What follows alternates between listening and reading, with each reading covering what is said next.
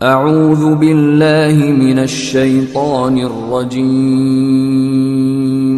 بسم اللہ الرحمن الرحیم۔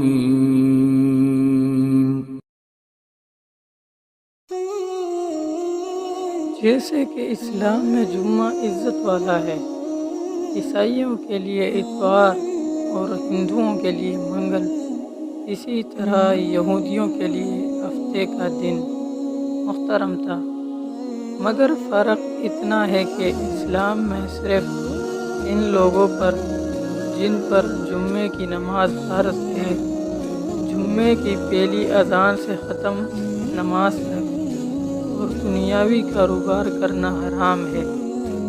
جو نماز میں داخل انداز ہو، عورتیں، بچے، مسافر اور بیمار لوگ اس حکم سے علیحدہ ہے، کیونکہ ان پر جمعہ فرض نہیں ہے، لیکن یہودیوں اور عیسائیوں کے ہاں ان سارے دنوں میں دنیاوی کاروبار حرام تھے اور خاص طور پر شکار کرنا سخت جرم ہے۔ موسیٰ علیہ السلام کے بعد یہ واقعہ پیش آیا کہ بنی اسرائیل کی ایک جماعت بحر قلزم کے کنارے شہر ایلا میں رہتی تھی، جو مدینہ منورہ اور شام کے درمیان ہے۔ یہ لوگ مچھلی کے بہت شوقین تھے۔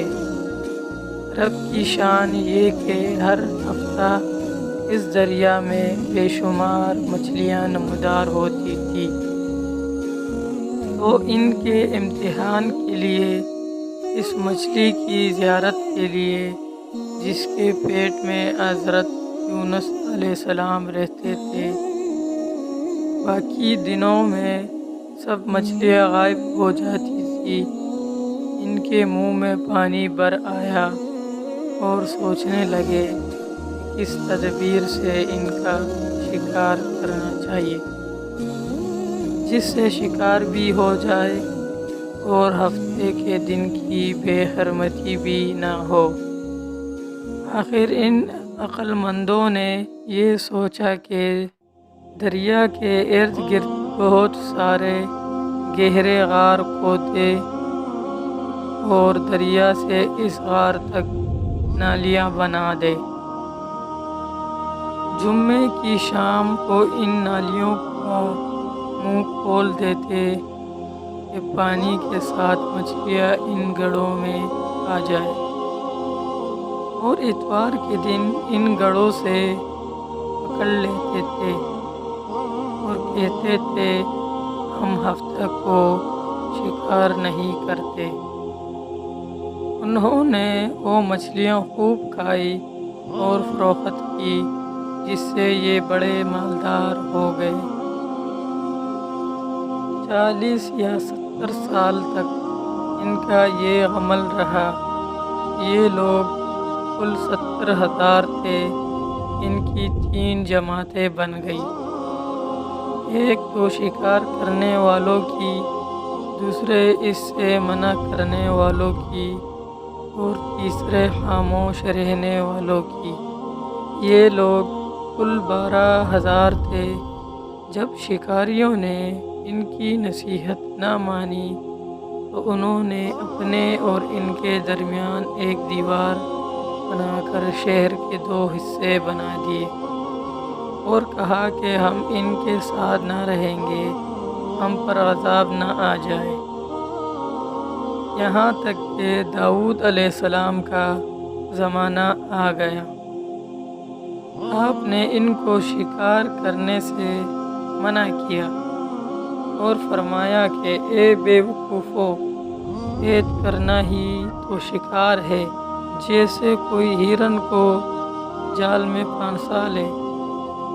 اس نے شکار کر لیا، کھائے یا نہ کھائے، اور کھائے تو آج ہی کھائے یا کبھی دوسرے وقت۔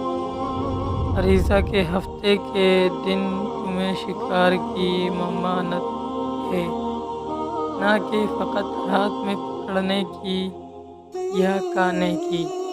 اس سے باز آ جاؤ ورنہ عذاب میں گرفتار ہو جاؤ گے۔ شکاریوں نے کہا کہ ہم تو بہت عرصے سے یہ کام کر رہے ہیں، اگر یہ برا ہوتا تو اب تک ہم کو امن کیوں ملتی۔ اب داؤد علیہ السلام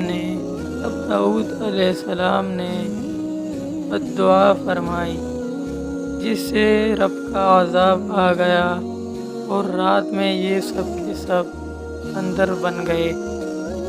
یہ جوان لوگ بندر اور بوڑھے لوگ سور بنا دیے گئے۔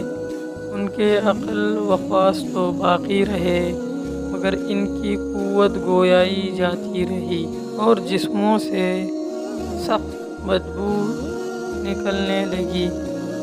صبح کے وقت اس محلے کو لوگوں نے دیکھا، نہ تو اس محلے سے کوئی آدمی آتا ہے اور نہ کوئی آواز، نہ کوئی دھواں وغیرہ نکلتا ہے، تو یہ دیواروں پر چڑھ کر ان کے گھروں میں داخل ہو گئے۔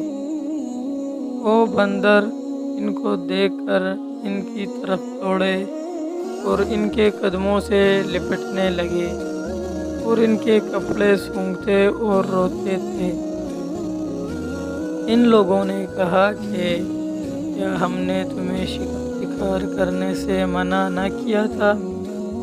وہ بندر سر ہلاتے اور آنسو ان کے رخساروں پر بہتے تھے۔ اس حال پر ان کے 3 روز گزرے اور سب ہلاک کر دیے گئے، نہ کوئی باقی بچا اور نہ ان کی نسل چلی۔ لوگوں نے یہ مشہور کیا ہے کہ موجودہ بندر ان کی نسل سے ہے، لیکن یہ غلط ہے۔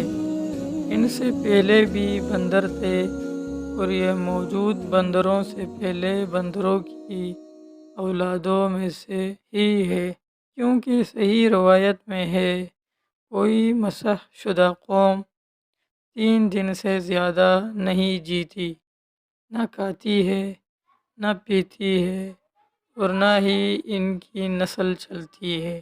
جی ناظرین، یہ تھی آج کی ویڈیو۔ اس طرح کی مزید ویڈیو دیکھنے کے لیے ہمارے چینل کو لائک کریں، چینل کو سبسکرائب کریں اور بیل آئیکن پر ضرور کلک کریں۔ شکریہ۔